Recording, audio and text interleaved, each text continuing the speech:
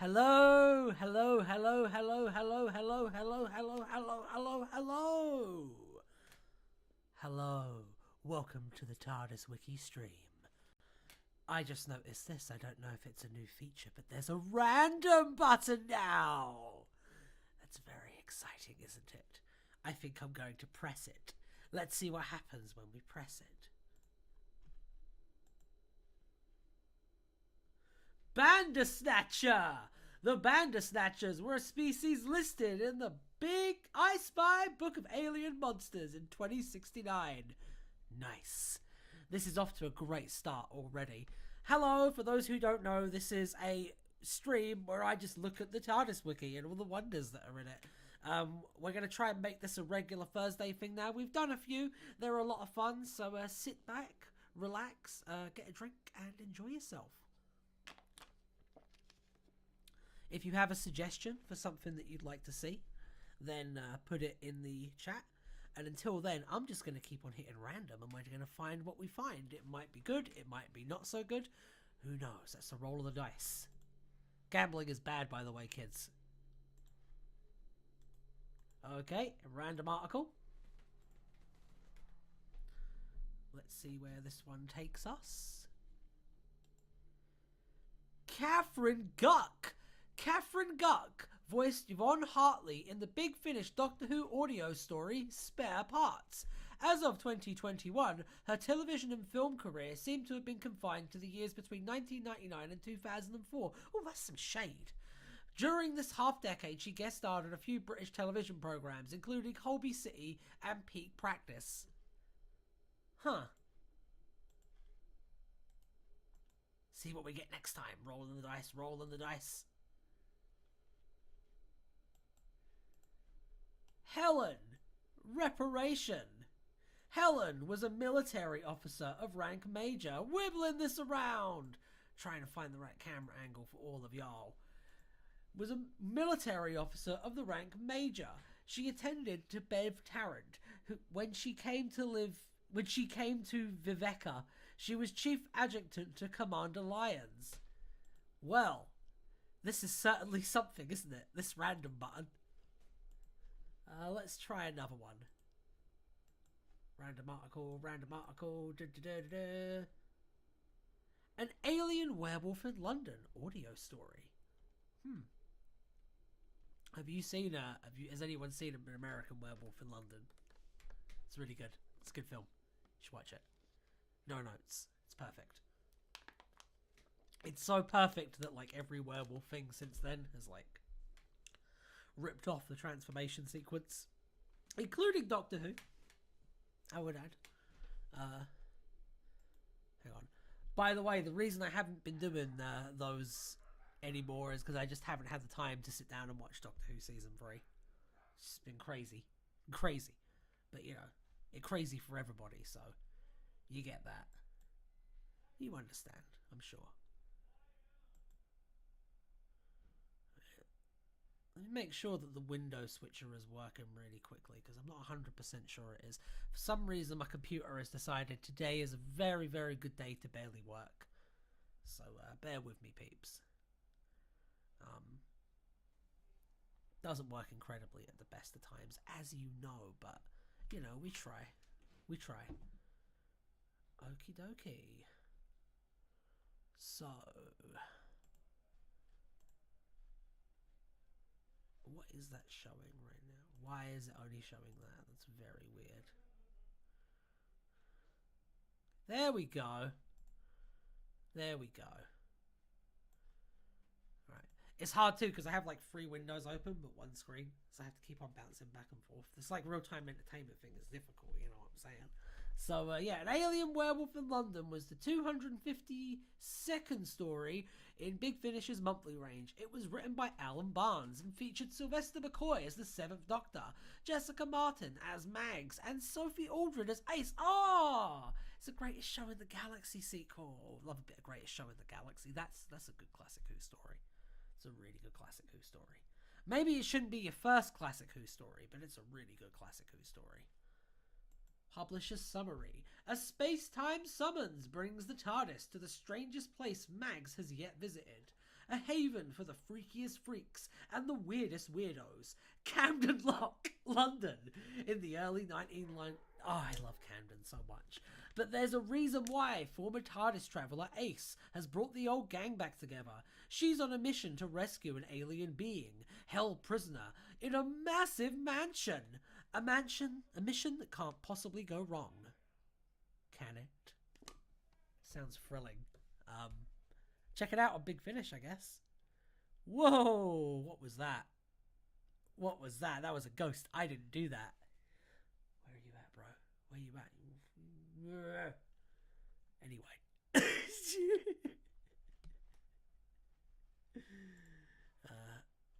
Let's continue as we left on, yeah? This is going to be one of those streams. I can tell. Oh, God. Kill me now. Don't do that. Please. Felicia would be upset. Centipede! The 12th Doctor described the Leopard as giant centipedes. Nardo described the Quam as alien centipedes. Oh, add. The 10th Doctor described the Tapsivores as 60-foot-long centipedes. Jason described the wet puppy aliens as having lots of legs like a centipede. I'm going to get to the end. Oh my God, why did I say that? Kriegvogel was a centipede-like alien. Lucy Miller distracted the Trell as 10-foot centipede. Described the Trell. That was just like, what? Lucy Miller's not a shapeshifter, is she? I haven't listened to Modern Big Finish, so I don't know. Lucy Miller described the Trell as 10-foot centipedes.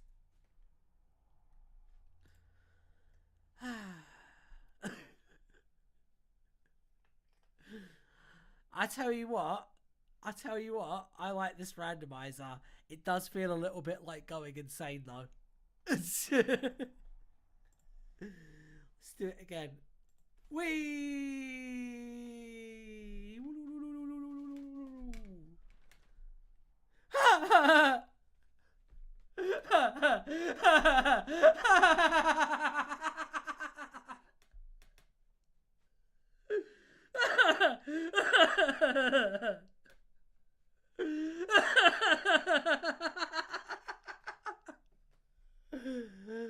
Oh, God.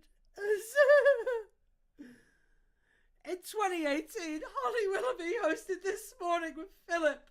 In 2023, she was depicted on the cover of an issue of a magazine, beginning with TV and SA above a caption reading The Game.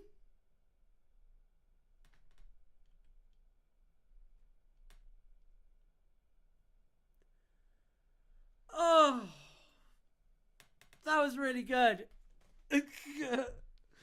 We got one. We got one. We've been mining for gems, and we got one. We got a gem. We got a gem. Holly Willoughby's TardisWiki article.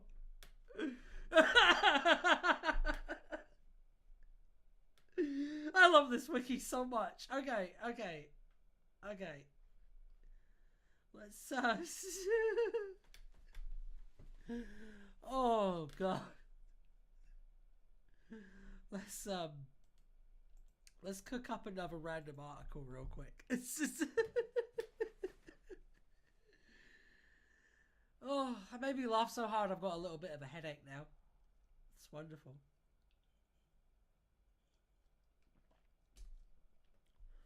Oh. All right.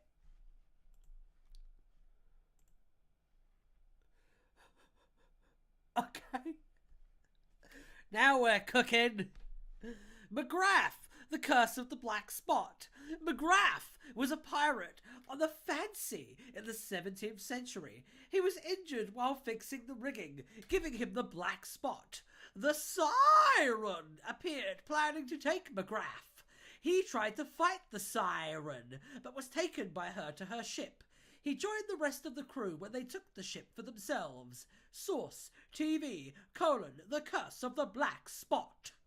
Sometime later, the Doctor recruited Avery to help him with an attack on the asteroid of Demon's Run to rescue Amy Pond.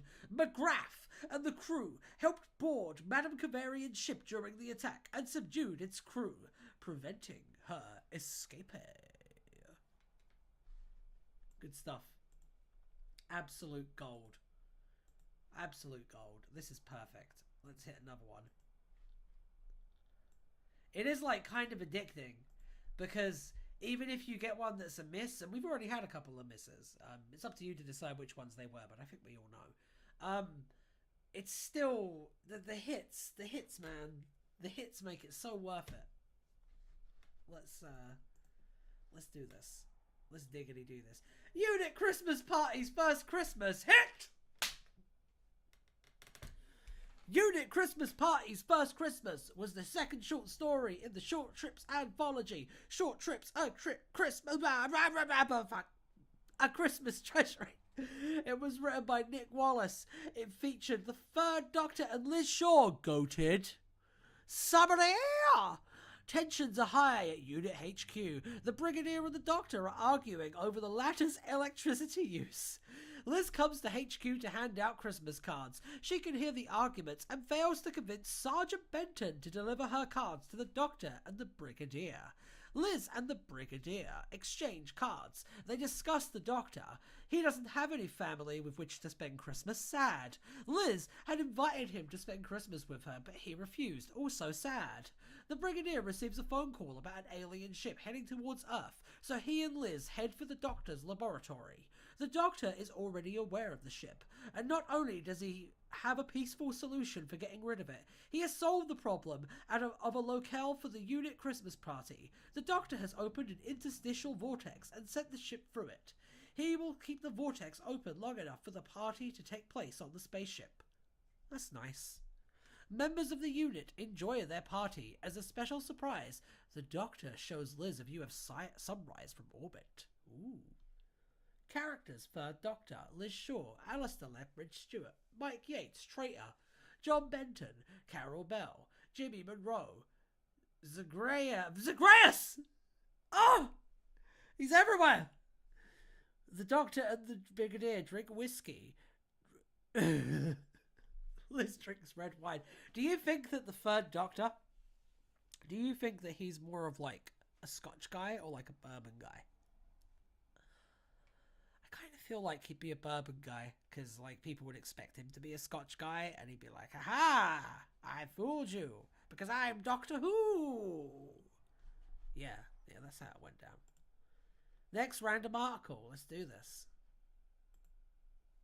Random article. Oh no! Lords of the Storm! Let me really quickly open up a new tab on this so that I can quickly jump back to the randomizer and you don't have to watch me load a bunch of pages because, I mean, who wants that, right? I certainly don't. Lords of the Storm was the 17th novel in the Virgin Missing Adventure series. It was written by David A. McEntee and featured the Fifth Doctor. Why was that so hard to say? I said interstitial vortex without missing a beat like a second ago, but saying the Fifth Doctor just made me like do a memory hole or something, like I forgot what words were. Featured the Fifth Doctor and Vizsla Turlough. It was one of two novels published in 1995 that featured the Sontarans. In fact, this novel served as a prequel to the other novel, Shakedown, which in itself was an adaptation of a spin-off audio drama. They've been fighting this war for longer than man has been walking upright, and they don't take prisoners. The war between the Sontarans and the Mutants has been raging for millennia. Billions have died and whole star systems have been obliterated in the conflict. Now, finally, one side may have victory within its grasp. The human colony world of Raghai is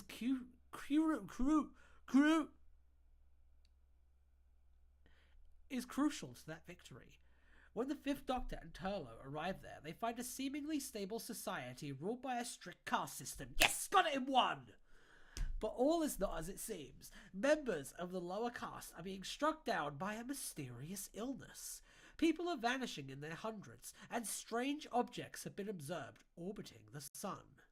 Why is Raghai so important to the feuding alien empires, and how high a price will the galaxy pay if the conflict comes to an end? Tune in next time on Dragon Ball Z. Let's do another random article. I'm just obsessed now. I don't know. Well done for this. I've wanted this on the wiki for a really long time, so thank you. Thank you. It's very cool. Okay.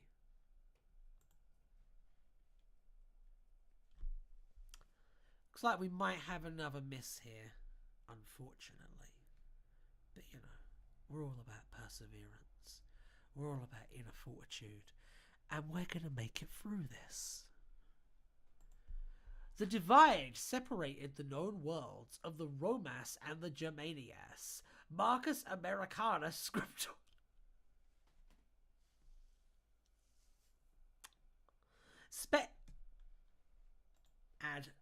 Speculated that beyond further divides there were aggressive Americans, Britons, and Norsemen. Ooh.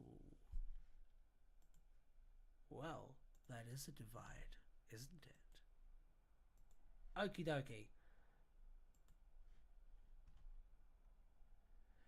Stephen Greenhorn, born 5th of September 1964, and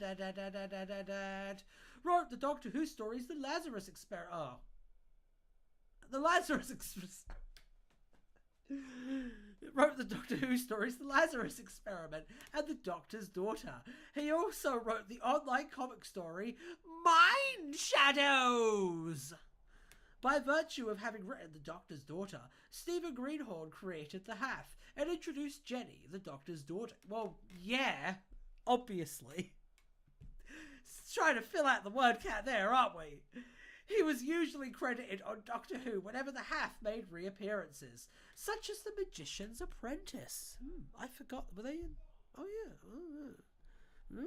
Let's find out. I don't remember that. I'm turning into such an old man. Oh, my God. Do words, Ryan. It's important for the stream. If you do words, words are good. Words empower us. Words give us the ability to become greater than ourselves, to rise above the beast. And you can't even manage words, Ryan. Sorry, I was just giving myself a pep talk there. I think I'm back in the room now. Hey, The Magician's Apprentice. What were we looking up again? Half. That was it. Welcome to the Tardis Wiki stream. This is basically how it always is. It's probably going to be in Story Road. We're hunting for Half. We're fishing with dynamite. To keep Davros' return a surprise, Julian Bleach was not credited in the story prior to airing. The young Davros, played by Joey Price, is credited as Boy. Let's do another random article. I'm not trolling through this looking for Half. I don't even like that episode.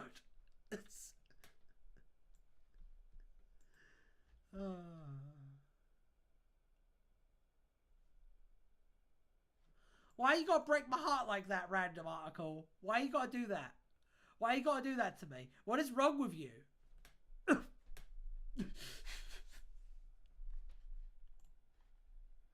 Time to watch me cry on stream, I guess. Duty of care. The Doctor claimed he had a duty of care, which he extended to... What happened there? Why does it look like this now? Whoa. Whoa, we just went into some weird alternate dimension where everything looked bright and horrible. Duty of care. The Doctor... Nah, it looks great. Actually, that was a pretty decent light mode. But... The Doctor claimed he had a duty of care which extended to Clara Oswald and the 11, which he took very seriously. After Clara explained to the 12th Doctor that she had a duty of care as a teacher towards Courtney Woods, one of her students, the Doctor took to telling Clara he had a duty of care towards her, which Clara said she never asked for. Nevertheless, as a result, he wanted to keep Clara out of danger, and he felt he had to say something when he saw the loss of Danny Pink was leading her to act too much like himself in the face of danger. Man, 12th Doctor era is so good. there's no like jokes to be made here because like this is just all really, really well written and sad. I'm gonna click another random article, and also I'll be back in 1 second.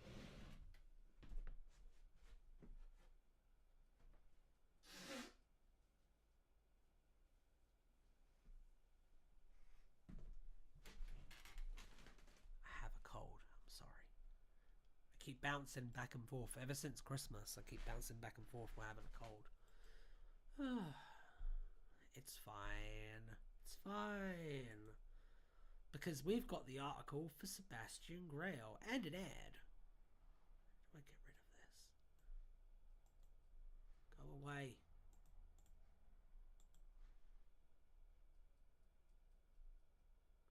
There we go.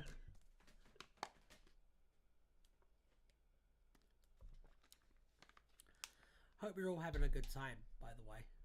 I know I am. Anyway. Sebastian Grail. Decurion Sebastian Grail, also known as Sebastian Grail, and Leofrich of Exeter, was a man who made a deal with the Naimon for immortality. The Seasons of Fear, could work. You know what I'm saying? I don't know if the thing's running yet. Give me a second. Are we back yet? Are we back yet? Are we back yet? Are we back yet? That's the real question. Oh.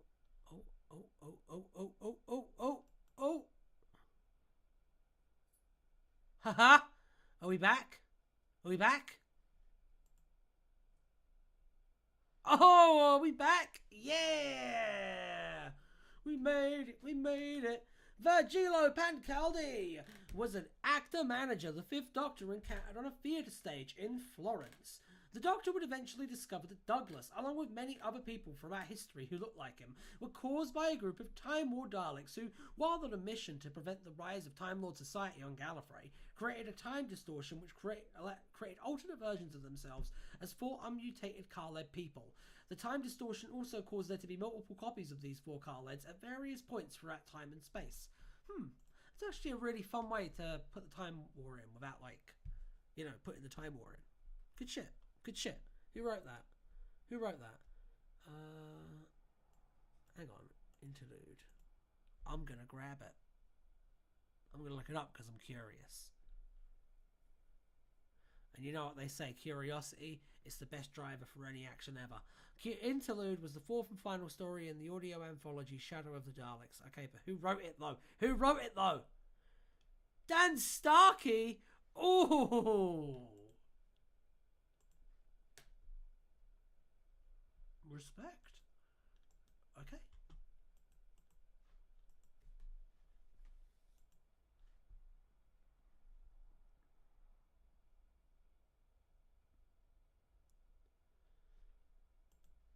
Okay then.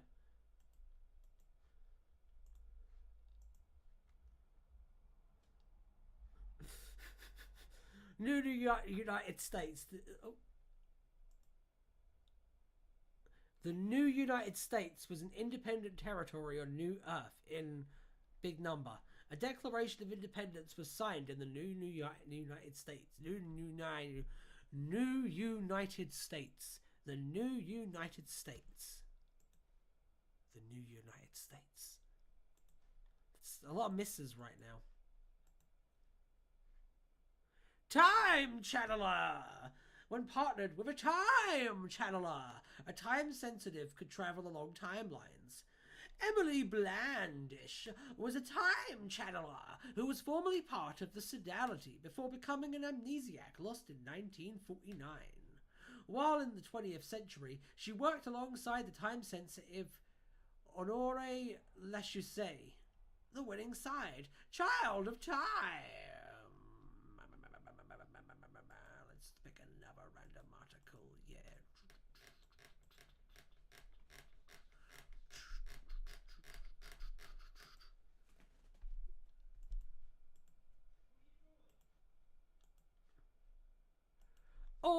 Aubrey the Flying Frenchman. Aubrey was the whoa, go away, ad. Aubrey was the purser for the Fata Morgana. George Lightfoot and Henry Gordon. Yeah, those two rascals from that challenge of Wing Chang. I tell you what, I don't see what the problem with that is. I just think it's weakness out of control. Anyway, he joined Jago. He joined Jago in gambling at Monte Carlo. He tried to stop Jago from losing too much money. I bet that went well. When Jago went to after Lightfoot, he continued playing on Jago's behalf. He later went with Jago to Madame Diabolique's dark casino. He told Jago that they were moored to repair some storm damage. He suggested exploring the island that they were moored at. And he announced that a passenger had been murdered.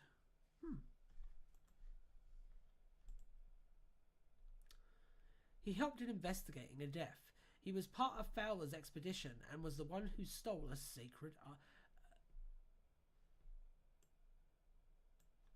Just gonna give you a little catch there, guys.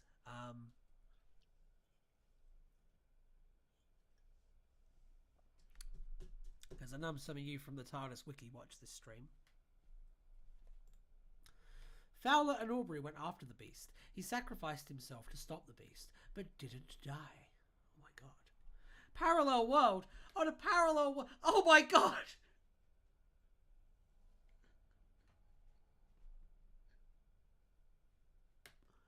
On a parallel world, a version of Aubrey saved Jago and Lightfoot from the giant rat of Magnus Greel. He found out that Jago and Lightfoot were from a parallel world. They helped them in the investigation of the feeding body.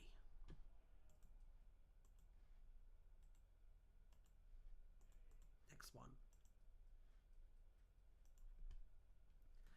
Camref! The Camref were a species of bird-like humanoids with dog muscles. Hit! They could fly, but in a trade-off had very brittle bones. That makes sense. It's good. I think it's really funny when people, like, they create Doctor Who monsters and they give them a degree of scientific validity like that. And then there's other people who are like, no, my monsters are just magic. It's wonderful. Duality is everything, and it isn't everything. You have to embrace it in life. Otherwise you end up like me. Hang on. That's not how I'm supposed to do this. This is how I'm supposed to do this.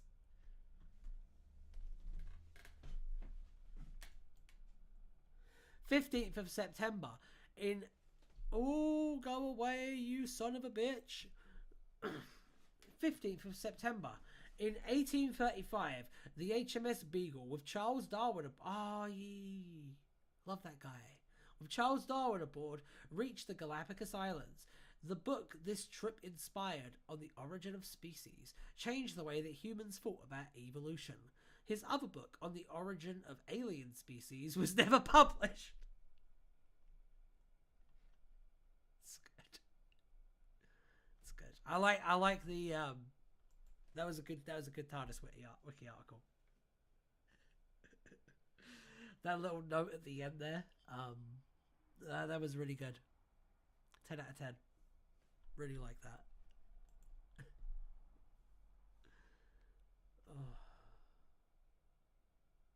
Oh. Okay. Terrell was a... Oh, monkey! Terrell was a member of Draki. He came to examine the doctor's... I'm sorry.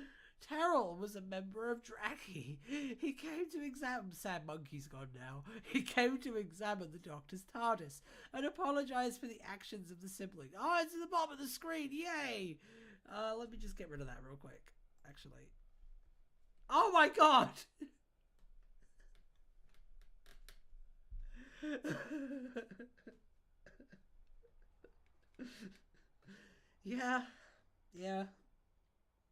Yeah, that's about right.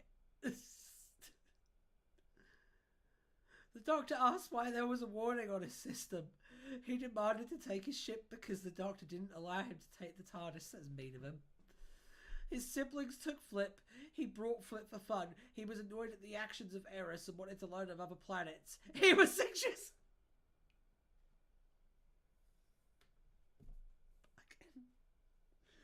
10 out of 10. Once again. This one, I think that just because of this, right? Just because of the placement of this here, right? That's the best one I've read today. By far. Whoever wrote the Terrell article, like, box of chocolates, because amazing work. Has to be said. Tarak! Oh, it's almost the same word. Tarak was a, you know, because they both got T's in it, but that makes them almost the same word. Tarak was a member of Kalmar's rebellion against the Free Who rule. Tarak was a former guard in the castle. He volunteered to disguise himself as a guard to search the tower for the Fourth Doctor and Romana II. He found them, and my brain just completely fucking fritzed off there. He found them and went with Romana to fetch Adric, but was killed by Zargo.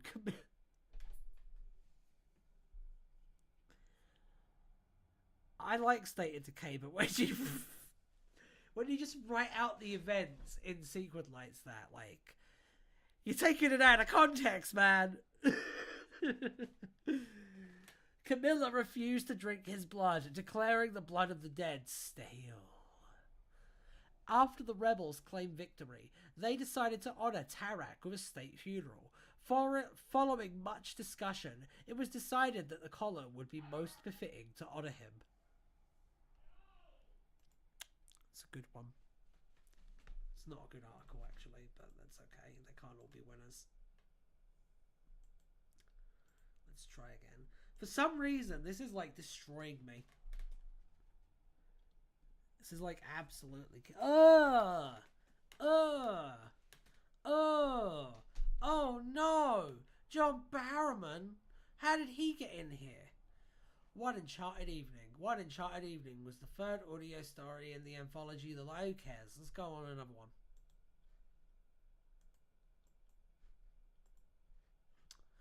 Sometimes you find a gem. Sometimes you find a regular old rock. Sometimes you hit a vein of poison gas. It's best to walk away from that. Go away. Okay, 29th of December. The Dundee Herald published an article on the disaster at Tay Bridge the day previous. I'm not going to read from all of these, I'm sorry. Oh wait, there's only a few? Yeah, let's do it.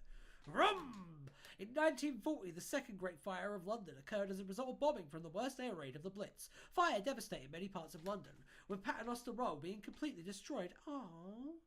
In 1953, Freed was the first time available for Diana Holmes to fly an aeroplane unsupervised. She did not end up going to her appointment, though, as she left in the sky, Gypsy! On Christmas Eve, 5 days earlier. Of course! In 1981, the Hecate cult of Moreton Hartwood was charged with the attempted murder of Brendan Richards in 21st of December. It'll be using the randomizer until people suggest stuff, yeah. Because I don't know what to look up. I never know what to look up. Yeah, like, if you want me to look up something specifically, then feel free to suggest. I'm more than happy to, like, go through something that people specifically want me to. Because, I mean, we do that usually, and, like, that's how I found Dr. Omega. And, that video is out, by the way. You should check it out. Very proud of it. That was a really fun subject to research, actually. Oh, God. Funny names, yes. Let's look up funny names. Thank you. My rescuer. Oh, my God. Thank you so much.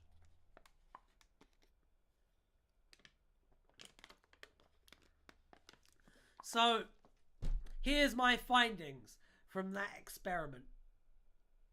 Okay? I think that the randomizer would be cool to do for like 10-minute segments, but like that was mentally exhausting to do for like 40 minutes. Oh, okay. Yeah, no, see, when I on the chat there's a little heart icon in the corner. I have a little emoticon icon, and it completely obscures like a whole chunk of what you're saying. So if I ever misread a chat message, it's because of that, and I apologize. And usually I see it scroll back up, and I'm like, oh my god, I am full. But then by that point, it's too late to say anything. You know what I mean? Funny name. So thank you for the clarification. I appreciate that.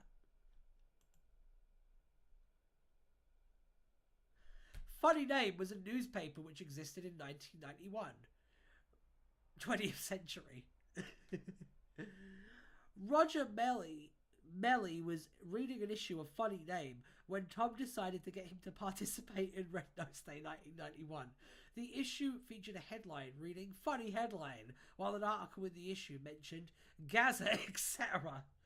Oh, the early 90s. It's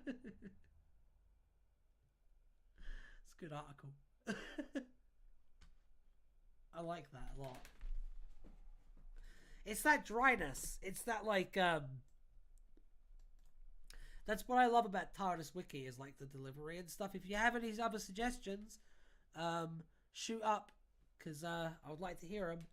P. Hilton sent in a message to an iPad used by Douglas, a researcher at the Agri-Fuel Research Operations.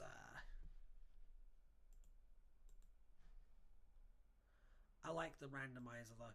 The randomizer is a cool feature. You can definitely get lost in that.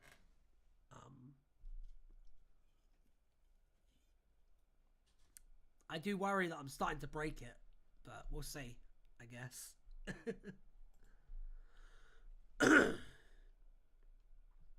Vilmunder, why don't you try something? Go on. You want to try and torture me? Go ahead and torture me. Video seems to do good when I'm being tortured. So, I mean, it's an hour in a week. I can do it. I can live from it.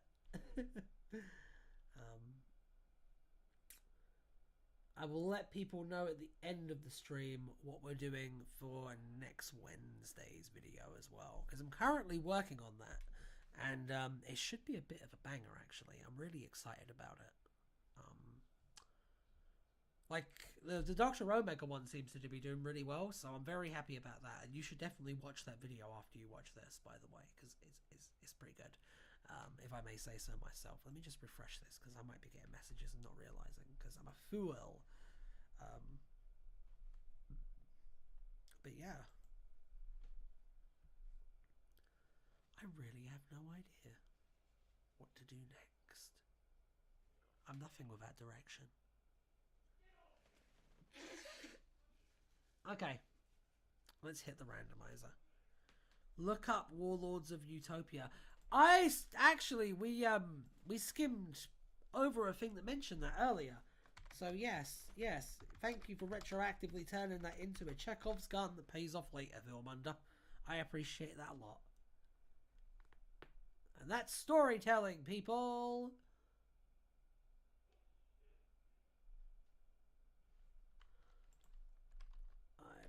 Misspell that or something. Warlords. I'm just going to put Warlords Utopia in and see what comes up.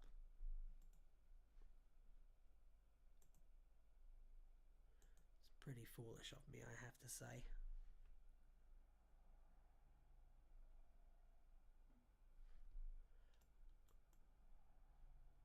Why are you doing this to me? I feel like Frankenstein's monster right now in the Van Helsing movie, in the beginning, in that black and white intro, when he's just like at the top, he's just like, whoa! For some reason today, just today, I don't know what it is. It's really like snowy outside and like it's cold.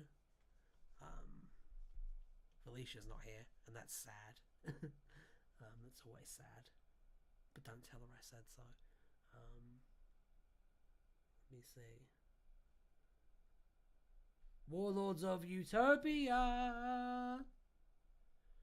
Warlords of Utopia was the fourth novel in the faction power.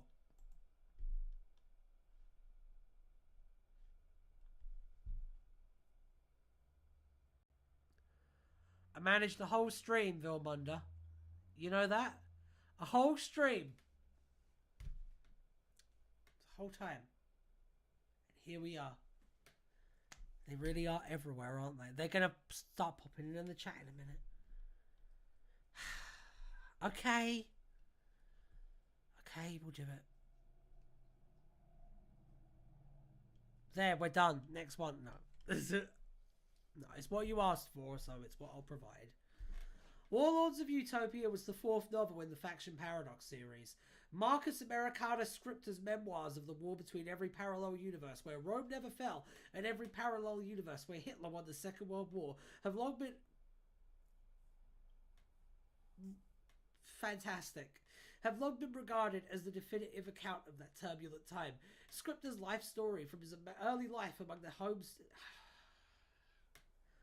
It's going to have loads of weird words that are hard to say quickly. Oh, God. Why Lawrence Miles? Who actually... Lance Parkin. Why Lance Parkin? Just trying to get soup to give to my family. Okay. Okay. See, this is the thing, is the randomizer wore me down. So I'm kind of at my weakest right now. I'm like Goku when he hasn't had any food. And then you hit me with this. You've shown me true despair, Vilmunda. I hope you're happy.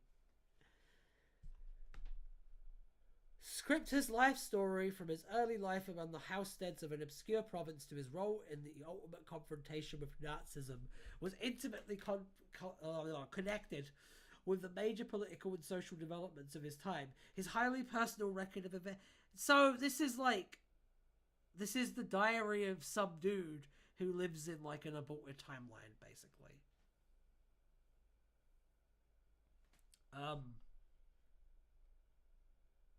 Sounds cool, actually.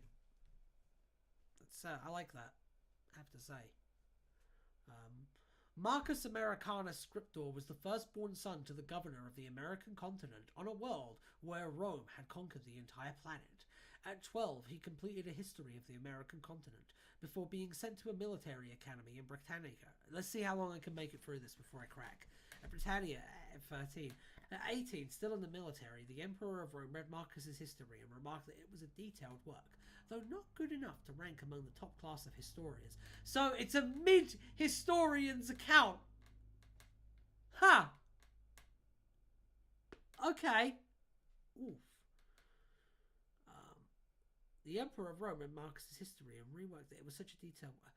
I read that part. Upon a short letter explaining that it was written at the age of 12, Marcus was commissioned to write more historical work for the Emperor and the Emperor's... Oh, so he's a child genius. Okay.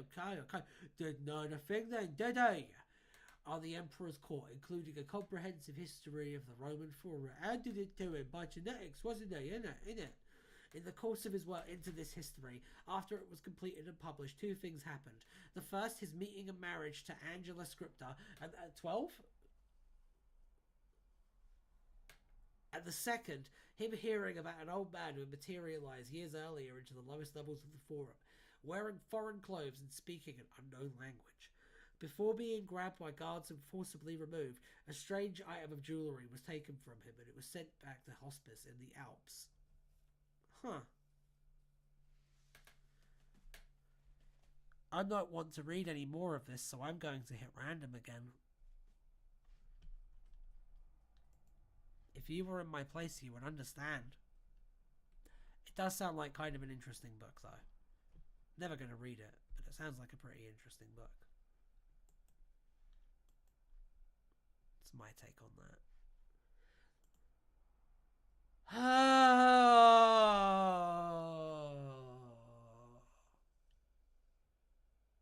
what? We're just going to drink this in for a minute. Jesus. That's it. According to Luke Smith, farting was a normal process of the human bowel. It's really funny that we went from faction paradox to bowel. It's been a good stream, right? Right? Right?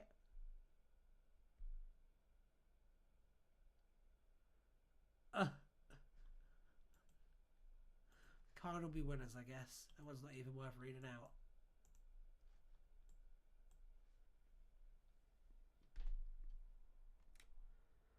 The following is a list of appearances by Paul Metcalf. No.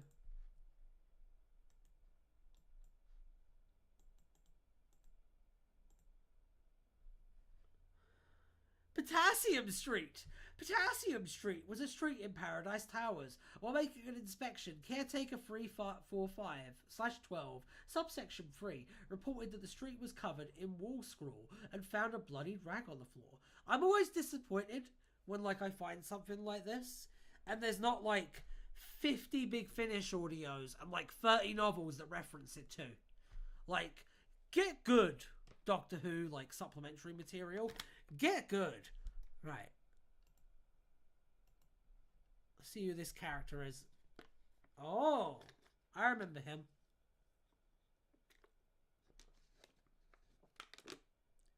He was in that Sixth Doctor story, Revelation of the Daleks. Okay.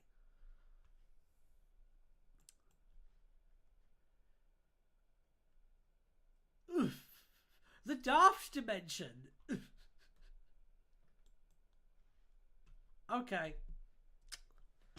I know enough about trucks to know when a truck has run out of oil. So, I think we're going to be bringing this stream to an end.